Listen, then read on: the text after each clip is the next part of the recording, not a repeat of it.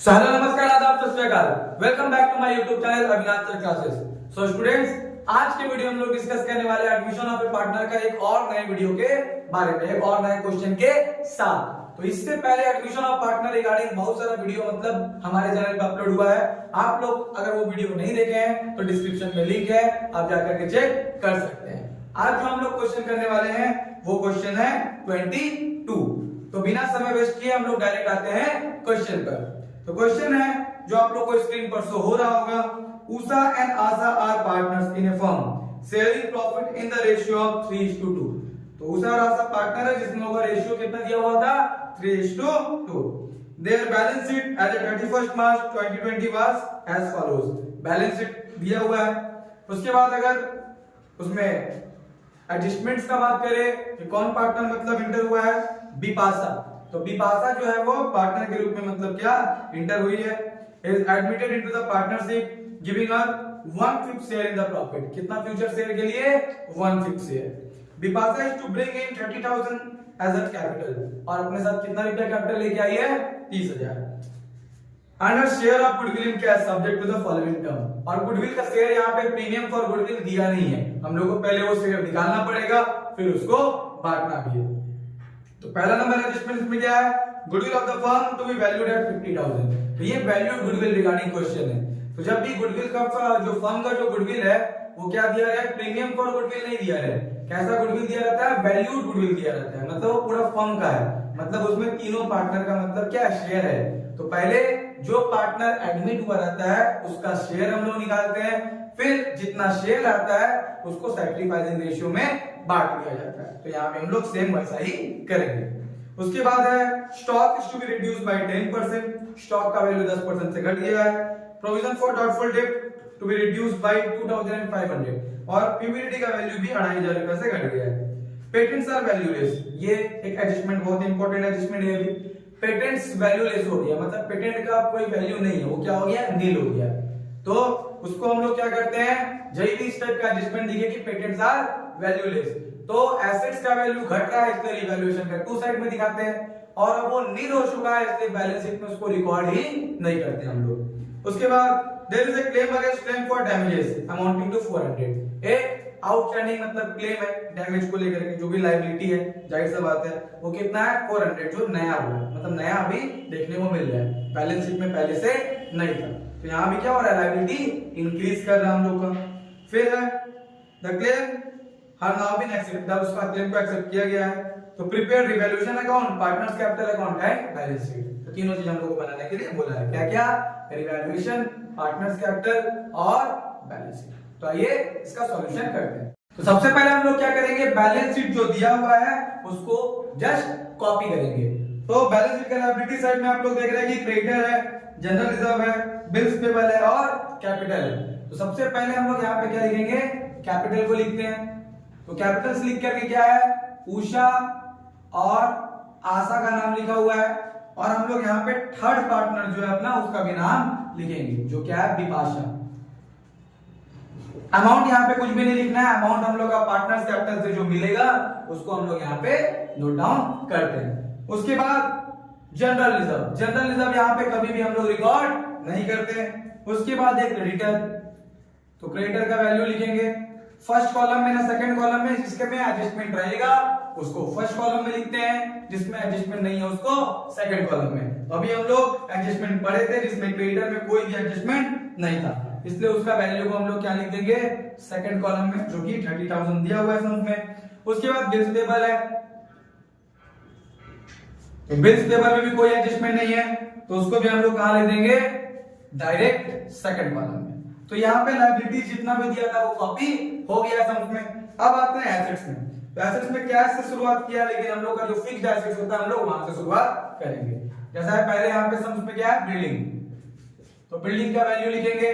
Building में क्या कोई एडजस्टमेंट था, तो बिल्डिंग में यहाँ पे कोई एडजस्टमेंट नहीं है, इसलिए हम लोग क्या करेंगे, डायरेक्ट बार।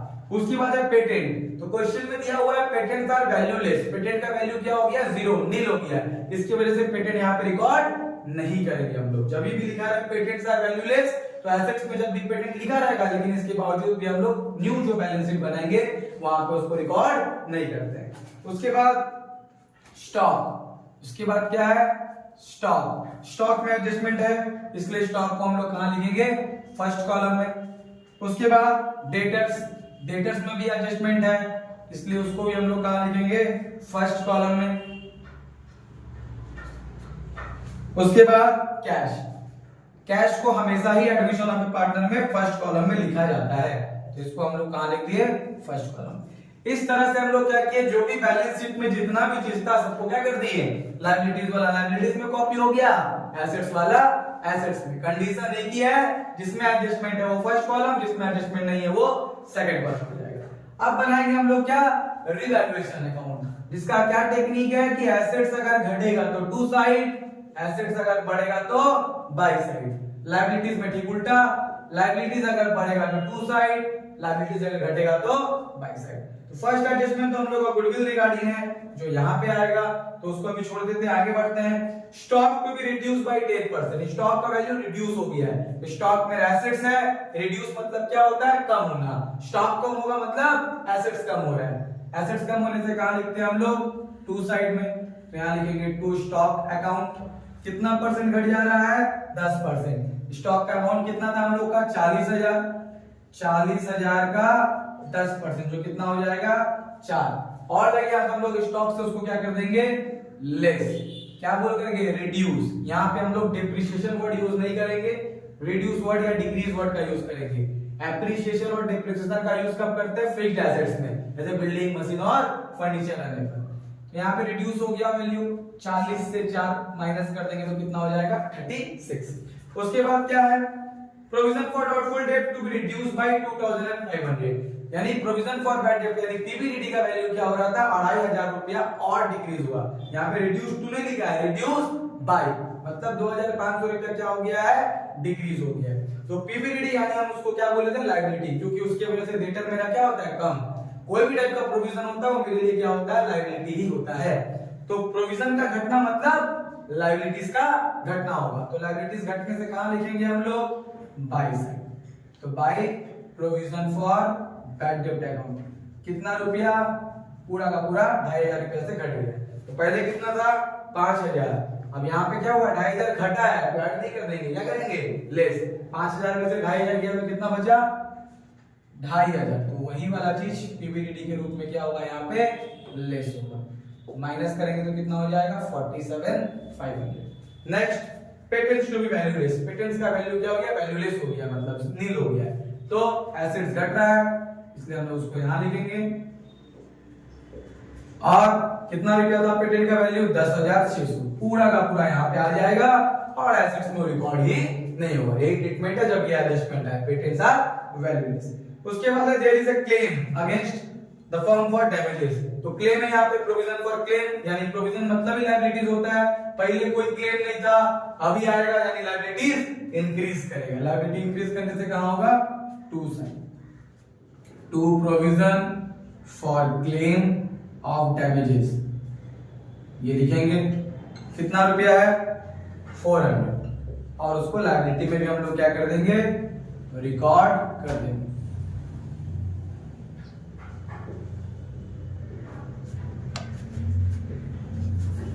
तो इस तरह से दोनों साइड इसका रिकॉर्डिंग हो गया, और यहाँ पे कुछ दिया हुआ नहीं है। तो देखेंगे ज्यादा कहां पे है, तो ज्यादा हम लोग का टू साइड में ही है। 4000 भी है, 10,600 भी और 400 भी है। तो 10,600 और 400 कितना हो गया अपना, 11,000, 11 और 4 15,000। इधर भी 15, इधर भी 15। 15,000 में से 2,500 जाएगा तो कितना बचेगा, 12,500। क्या बोल करके यहाँ पे लिखते हैं हम लोग, बाय पार्टनर्स कैपिटल अकाउंट। कितना, 12,500। कौन सा पार्टनर में बढ़ता है, ओल्ड पार्टनर में, उषा और आशा। कितना रुपया जो आएगा माइनस करके, कितना आया था, 12,500। तो 12,500 को हम लोग बांटेंगे। रेशियो कितना दिया हुआ था, ओल्ड रेशियो 3:2, यानी 3/5 और 2/5। तो 3/5 अगर निकालेंगे उसका तो 2,500 इंटू करेंगे 3 से तो 7,500, और दूसरा का आ जाएगा 5,000।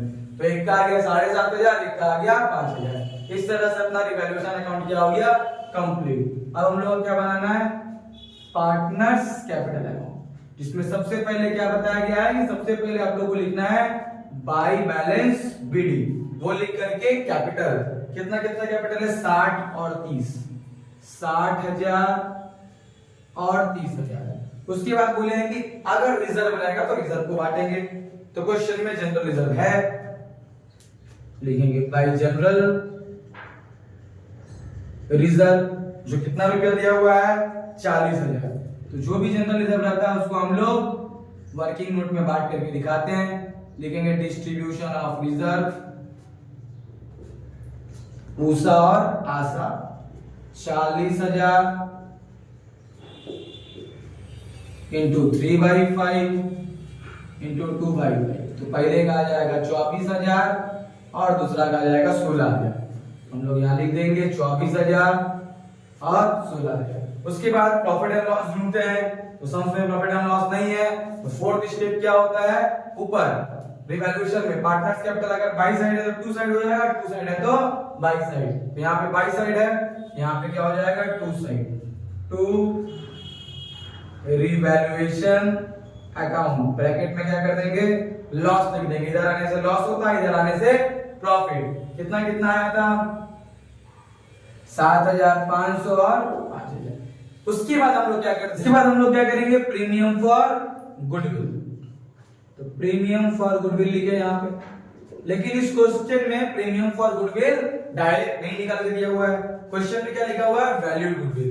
तो उसमें क्या करना होगा, एक स्टेप हम लोग का बढ़ जाएगा, पहले निकालना पड़ेगा शेयर, किसका शेयर विपाशा का शेयर जो नया बंदा के रूप में एडमिट हुई। लिखेंगे कैलकुलेशन ऑफ विपाशा शेयर, कितना गुडविल में उसका शेयर है, यहाँ पे वैल्यूड गुडविल कितना है 50,000, उसको इनटू करेंगे कितना मतलब किसके मतलब कितना प्रॉफिट के लिए आई है वो 1/5। तो यहाँ पे कितना हो जाएगा 1/5 निकालेंगे तो कितना हो गया यहाँ पे 10,000। तो 50,000 तो पूरा फर्म का गुडविल था, उसका शेयर उसमें से कितना है 1/5 का हिसाब से 10,000। अब ये 10,000 रुपया को हम लोग को सैक्रिफाइसिंग रेशियो में बांटना है। तो सैक्रिफाइसिंग तभी हम लोग निकालेंगे जब न्यू रेशियो दिया रहेगा। न्यू रेशियो नहीं दिया रहने से क्या होता है ओल्ड का वैल्यू और सैक्रिफाइसिंग का वैल्यू क्या होता है सेम।